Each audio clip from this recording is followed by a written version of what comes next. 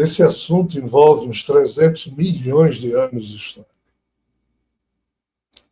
Não é 300 mil, não, 300 milhões de anos. É complicado falar.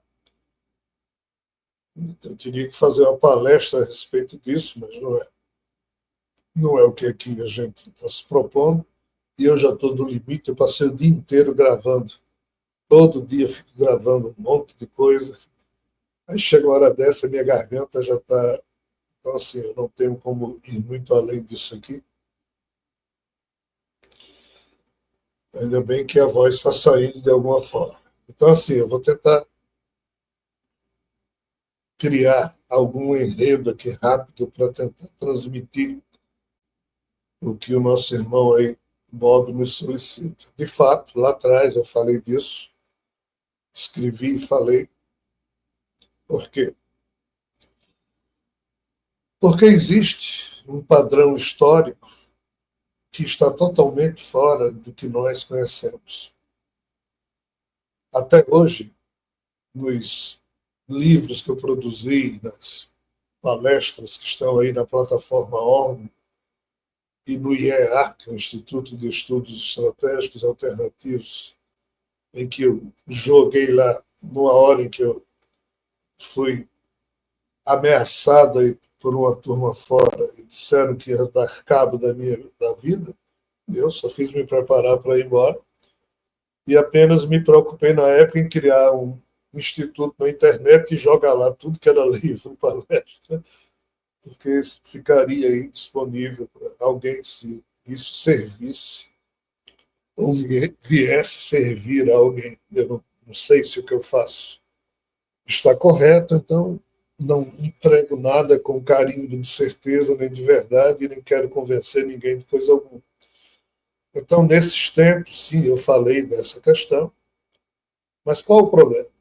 O problema é que resgatar as notícias perdidas na ancestralidade humana, na gênese da nossa espécie, é uma tarefa muito árdua. Blavatsky fez isso da melhor forma que pôde ao tempo da sua vida. Outros fizeram um pouco disso, mas assim ninguém consegue. Nesses tempos em que vivemos, em que a internet facilitou e em muito esse processo, ficou até mais fácil, mas, de novo, ninguém consegue. Nós conseguimos reproduzir um ou outro aspecto desse resgate, mas resgatar o tronco que nos permitiria entender uma série de coisas que hoje ainda não entendemos, isso é muito complicado. Mas é essa a tentativa da reintegração, da revelação cósmica. E nesse processo de tentativa, eu optei, isso foi uma decisão minha, já que eu tive que fazer isso, decidi fazer, digo, bem, vou fazer do jeito que eu posso. Então eu optei por tentar encontrar registros históricos que pudessem dar alguma base, alguma ancoragem, algum alicerce ao fio da narrativa central da questão das mais de 100 mitologias que eu fui obrigado a estudar, além de tudo que é livro, religião, e blá, blá, blá, blá, blá, blá, para poder ir juntando as peças dispersas do ato da vida. E a revelação cósmica tem disso, tem esse aspecto de procurar unir esses contextos e apresentar uma narrativa em que as fichas possam cair no campo da compreensão, do entendimento, em relação a conhecimentos perdidos e a conhecimentos que estão aí, mas que a gente não compreende. Então, eu sempre evitei os assuntos que eu não tivesse base lógica no atual padrão de conhecimento humano para poder ancorar ou alicerçar esses assuntos. Eu sempre deixei esses assuntos fora e só de leve toco neles e depois me arrependo porque vou ter que explicar como é o caso disso aqui. Eu falei isso lá atrás, né? Eu mesmo parei de falar, para não ter que, porque eu não tenho noção precisa de até onde eu posso ir com essa história. Mas qual o problema? O problema é que recuar alguns milênios para além do que o classicismo nos permite, o classicismo histórico diz, a história que a gente conhece é dos sumérios para cá, ou seja, cerca de 5, 6, 7 mil anos para cá, é o que se pode ter uma noção razoável de, através da arqueologia, da paleoantropologia, a gente ter uma noção do nosso passado. Aí lá vou eu falar de coisas de 20 mil anos, 30 mil anos, 40 mil anos, 700 mil anos, como é o caso da rebelião de Lúcifer. É muito complicado, porque você não tem ancoragem em cima dos fatos para tudo. Agora, esse assunto são 300 milhões de anos. É mais complicado ainda. Então, fica uma coisa meio solta. Mas, jeito. Eu não vou poder explicar aqui o que foi o Ragnarok ocorrido em Marte, há cerca de 300 milhões de anos, quando a parte mais desenvolvida do universo vizinho e do nosso, que era Marte, mais desenvolvida em que termos? Em termos dos seres que existiam nesses mundos. 8 níveis do universo vizinho e mais o nosso universo. E do nosso universo, o planeta Marte, estranhamente, fazia parte de Yggdrasil, que era um conglomerado de realidades composto por 9 reinos, usando a expressão da mitologia nórdica. 8 reinos dessas locas do universo vizinho e um reino do nosso universo. Mas esses 9 reinos, quando uma certa ponte era estabelecida entre todos, os portais se abriam e um trânsito desses reinos do universo vizinho para Marte e daqui para lá se realizava. Isso era um conglomerado de realidades comandado por Odin, e o resto do universo vizinho tinha inveja do padrão de sofisticação que Odin conseguia implementar nesse reinado. Por isso foi destruído há 300 milhões de anos. Quando isso aconteceu, os restos que sobreviveram ao Ragnarok se tornaram biológicos, ou seja, o que sobrou da experiência de Yggdrasil se espalhou no sistema solar do qual Marte fazia parte. E nessa galáxia, e tem uma história aí que não dá para contar. E essa coisa começou, essa coisa o quê? Os códigos genéticos de seres que sobreviveram ao Ragnarok e os códigos genéticos dos seres que morreram no Ragnarok, ou seja, nesse conflito que ferrou com todas essas faixas dimensionais, isso tudo foi se concentrando na Terra. Nesse ponto, ao longo dos últimos 300 milhões de anos, vários grupos de fora se estabeleceram no lugar aonde as setas de Orlog, blá, blá, blá, toda uma história complicada, que estavam em Asgard, e quando Asgard foi destruída, um ser chamado Kvasir de lá jogou para esse nosso universo, mas como Marte estava sendo destruído, o planeta vizinho a Marte foi que recebeu isso. Então as setas de Moros ou de Orlog caíram na Terra e, como isso aqui, ou seja, os arquivos dessas setas eram os receituários de vida de todos os seres até então existentes, isso é só uma parte do que as setas desse ser terminaram. Não são setas, setas é metáfora, são arquivos. São informações alquímicas. Então, assim, para a Terra convergiu todo um processo de bilhões de anos, que agora, ao longo dos últimos 300 milhões de anos, a natureza terrestre, que estava evoluindo lentamente no seu processo evolutivo. Nesse ponto aqui, quando a Terra começou a ser invadida por esses seres, aquilo que a gente estava falando, os insetos tinham acabado de surgir, já existia vida na água, mas quando isso começou a existir, não existia nem vida na superfície. A vida na superfície aqui na Terra é algo que surgiu há cerca de 270 milhões de anos. Aí surgiram vários tipos de seres, depois o império dos dinossauros, depois mamíferos, toda uma história aí. Nessa época, a Terra era de quem chegasse, de quem pegasse. E vários não. Alguns grupos foram se estabelecendo. O principal deles é algo que para nós é chocante. Mas eu vou falar e não vou explicar para poder responder a pergunta do nosso irmão. Mas são os descendentes de Kadru. São seres Naga e seres Uraga, ou seja, seres serpentinos e dragonoides, mas não são seres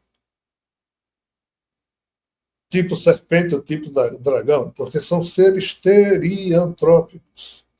Parte serpente, parte humana, parte dragão e parte humana, porque foram esses os restos genéticos que sobrou do Ragnarok, associado a uma migração de seres do universo vizinho para cá.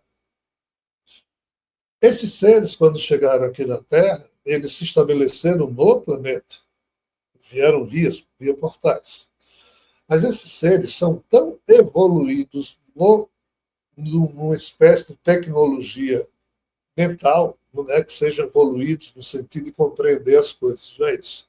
São evoluídos no processo de poder mental descrito em alguns livros da mitologia hindu, notadamente nos seus Puranas. Também os 5 ali olhando para mim, 5 Puranas nessa bibliotecazinha que eu tenho aqui em frente a mim. E esses Puranas, eles falam dos Nagas e Uragas e de um conselho chamado Mahoraga, que na época surgiu, e esse conselho foi quem começou a criar algo associado a um outro grupo de espíritos, e aqui surgiu o que a gente chama de Tirthankaras. Complicado. Tirthankaras foram 24 figuras, nem todos humanos, mas o último deles foi Jina Mahavira, um ser humano, que viveu exatamente na Índia, na mesma época de Siddhartha Gautama, na mesma época de Kapila, quase na mesma época que Patanjali. E Jina Mahavira foi o 24º Tirthankara, porque ele percebeu que finalmente os humanos que haviam sido desbloqueados desde Eva, com Siddhartha Gautama agora, estavam aprendendo a se iluminar. Então, os Tirthankaras haviam criado uma ponte entre o paraíso e o caos, e aqui agora eles podiam parar de trabalhar nisso, porque Siddhartha Gautama havia descoberto uma maneira de criar uma outra ponte do caos para o paraíso. Nesse período anterior, de 200 e poucos milhões de anos, lá do sistema de Capela no nosso universo, seres que lá foram criados bem antes dos nossos irmãos que terminaram se envolvendo diretamente com a rebelião de Lúcifer, e outros do tempo em que eles foram gerados, biodemos. O fato é que, como a Terra começou a ser conhecida há uns 200 e poucos milhões de anos, essa parte da galáxia devido a essas confusões todas, uma certa raça que eu chamo de Ardenianos, eles são originais de um planeta que a gente chama de Arden, que circula, que orbita a tal estrela de Capela, onde a rebelião de Lúcifer começou a ter lugar nos mundos do sistema de Capela, depois se espalhou para outros tantos. Os ardinianos são seres aquáticos, totalmente aquáticos. Eles não conseguem viver fora da água, conseguem com tecnologia. E são figuras tecnicamente suaves, eles não são violentos. E esses seres, eles vieram para a Terra, e se os descendentes de Kadru na época dominavam uma série de situações em torno da Terra, essa turma ardeniana foi para os mares e começou a desenvolver suas experiências. Leões marinhos, baleias, golfinhos, lontras, focas, uma série de... A teórica ancestralidade dessas espécies repousa no desdobramento do trabalho dos ardinianos nos mares da Terra. Na época, do jeito que os nossos irmãos aí, filhos de Kadru, estavam tentando desenvolver uma espécie pensante na Terra à moda das suas composições morfogênicas ou morfogenéticas. Nós estamos falando aqui de seres estereotrópicos, metade alguma coisa, metade humano. Os nossos irmãos ardinianos estavam nos mares tentando fazer algo parecido, mais aquático. E eu não vou poder contar a história, até também porque eu não sei muita coisa de detalhes, mas o que hoje nós chamamos de baleias, golfinhos e a estranha linguagem que esses seres têm, isso tudo repousa nessa história que eu não vou poder contar, eu já estou no meu limite. É uma história muito complexa, mas só atendendo ao nosso irmão aí que fez a pergunta. E assim, não há nem literatura a respeito disso. A respeito dos nagas e unagas, há bastante. Só que é uma leitura difícil, porque você teria que compreender muito da literatura hindu. Mas isso aí que eu falo, dos ardenianos não tem. Eles me solicitaram para escrever isso.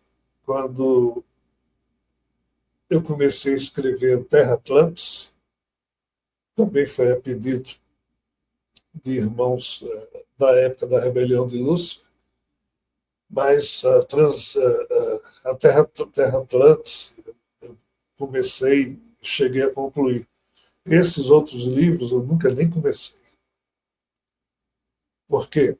Porque é uma aventura intelectual, é uma empreitada muito forte, no sentido de você se anular para se despersonificar, para poder fazer a leitura de coisas que estão registradas em processadores de algumas famílias biodêmicas, trazer isso para a condição humana, fazer a transliteração possível de algo não humano para uma lógica humana, e depois ainda expor. Olha, eu trabalhava, nessa época, trabalhei minha vida inteira, faz 2 anos que eu não consigo mais trabalhar no sentido profissional, porque a saúde não permite. Mas antes eu trabalhava em banco, tinha que estar às 7 horas da manhã no banco e só chegava em casa quando o banco fechasse, coisa que também não tinha hora certa. Então, assim, não dava para fazer muita coisa. Mas ainda tentei, fiz alguma coisa, mas muita coisa deixei de fazer. Essa é uma delas. E um detalhe, não só existem esses 2 focos que atuaram aqui na Terra ao longo dos últimos 300 milhões de anos, são mais alguns. Nós, os humanos, somos exatamente a sobra da misturada que esses seres fizeram.